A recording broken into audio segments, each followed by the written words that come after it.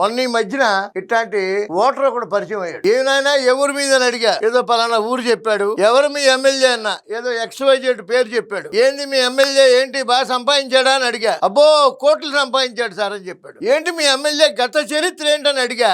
సారా కోట్లో గుమాస్తాగా పనిచేసేవాడు అన్నాడు. చదువుకున్నాడంటే సంతకం నేర్చుకున్నాడు సార్ అన్నాడు. సంతకం నేర్చుకుని సారా కోట్లో గుమాస్తాగా పనిచేసేవాడికి 5 సార్లు ఎమ్మెల్యే చేసేవా? చెప్పు తీసుకోవటాలి నేను అన్న. నన్ను ఒక్కడిని కాదు సార్, మా నియోజకవర్గంలో చాలా మందిని కొట్టాలి సార్ మీరు లెక్కనన్నాడు. ఇది మన దౌర్భాగ్యం. ఓటుకి 3,000 రూపాయలకి అమ్ముడుపోయి సారా కొట్టు గుమాస్తా వాడిని ఎమ్మెల్యే చేస్తే 4 సార్లు వాడింటో 10 కార్లు లాంటి చెప్పాడు. 10 కార్లు, సైకిల్ కూడా దిక్కులేనాడు. అంటే ఒక్క ఎమ్మెల్యే ఇంత అవినీతి చేస్తే రాష్ట్రం మొత్తం ఎంత అవినీతికి గురైంది, ఎన్ని లక్షల కోట్ల అవినీతి సామ్రాజ్యం. ఇట్లాంటి ముసుగేసుకు తిరిగే వాళ్ళు పాపం ఇలాగే ఉన్నారు. యువత ముందుకు రండి, మేధావులారా ముందుకు రండి. చంద్రబాబు నాయుడు గారు పడే కష్టాన్ని, ఆదర్శాన్ని, అభివృద్ధిని ప్రజల్లోకి తీసుకెళ్లిన రోజున మేధావులారా రూపాయి ఖర్చు పెట్టకుండా మీరే ఎమ్మెల్యే, మీరే ఎంపీ, మీరే మంత్రి. చంద్రబాబు నాయుడు గారి ఆదర్శాన్ని గడప గడపకి, మనిషి మనిషికి తీసుకెళ్లటంలో విద్యార్థులు, మేధావులు ముందుకు వచ్చిన రోజుని ఆంధ్రప్రదేశ్ అభివృద్ధిలో అగ్రగామి రాష్ట్రం అవుతుందని నేను నమ్ముతున్నాను. మీరు నమ్మండి. జై తెలుగుదేశం. లాంగ్ లివ్ చంద్రబాబు నాయుడు గారు.